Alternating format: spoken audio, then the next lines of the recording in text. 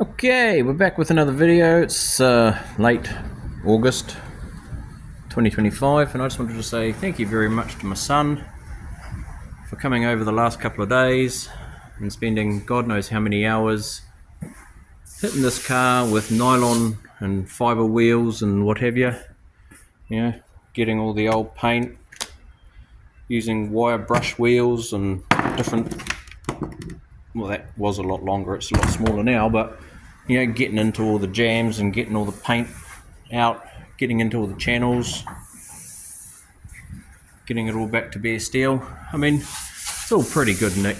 There's a big dent right there. Something was through there at one stage, and it looks like somebody's had a previous go. It's quite rough, just up in this top right corner, which is not on, and then down in here. I don't know if that's going to pick up on the camera.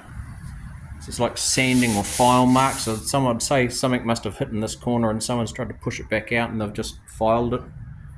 But we'll get that fixed. Oh yeah, speaking of fixing, doing all this did uncover a bit more bog. Well, should I say rust, holes, speed holes, whatever you want to call them. Some people should not be allowed to be repairing cars, in my opinion, because that was just full of putty and God knows what else. I'm going to have to go and be the mad scientist and rip out this chunk of wood to try and figure out what's going on. That piece of wood's rotten anyway, as are a couple of these, like I've said in other videos. So the one on this side, which was only a small hole, once we started going back, it became a bigger hole. But that shouldn't be too hard. You know, new piece of steel, kind of joins in, bit flush down in here, so I'll figure something out to patch that. But other than that, well, those two corners, the lower sills have a little bit of rot, but until I get this all away from the wood and find out what's soaking in from backside, I'm not going to try and attack that. But the main swage has one little pinhole just there. This front one, being that this hinge is so rotten it's ridiculous, can't get can't get any of these off. We're going to have to liquidize them to get the door hinge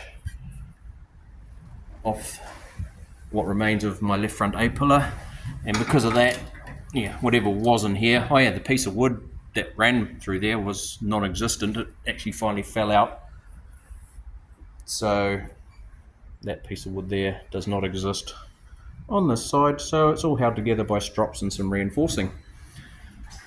All the front cowl was good. There was no unexpected holes. One small hole just in the drain weather seal area where the cowl comes down, so I'll probably just patch that from the underside.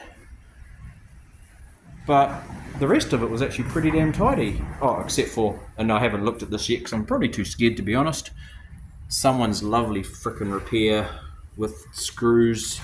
Actually, that one's loose. Going through, covering what used to be the swage, and it does have a swage in it, so hopefully I can use some of this as a sample to make another bit or whatever, because this one here also needs some along the bottom, and what I'm thinking is cut it out through there and then just put in a whole new piece. But whether someone can actually make that, who knows. There's some talented people out there.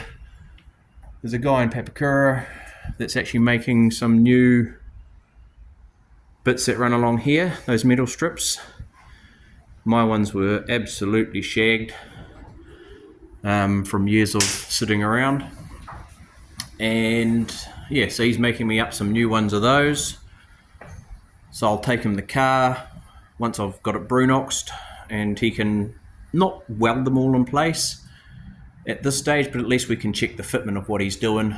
Nothing's moved too much because it's all held in by blocks of wood, and I'm going to have to decide to replace these with wood or steel.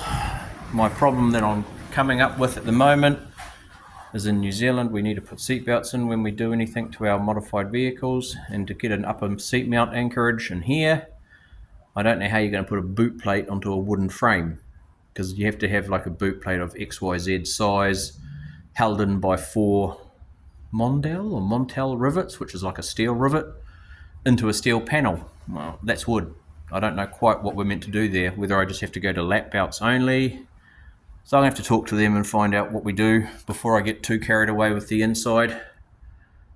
Like I said, there are going to be some replacement bits in here, and I'm thinking I'm just going to do all of that in steel,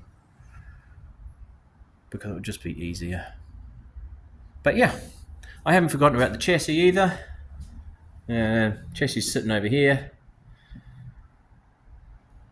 We'll get round to the chassis. And we've got a pile of stuff sitting in here, getting ready to go into the blasting cabinet, except for that floorboard. That floorboard I need to take out, actually grind with the doors, which I've got over there. So yeah, that's my update.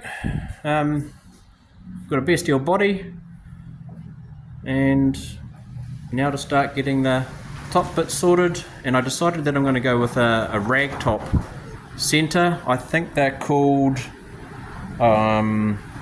I think it's called a rag top. So it's a sliding sunroof out of a rag top, and it folds back, and we're just about to have some pretty strong winds, so I'm going to call it there, and hopefully you'll see some progress on all of that next time I come back.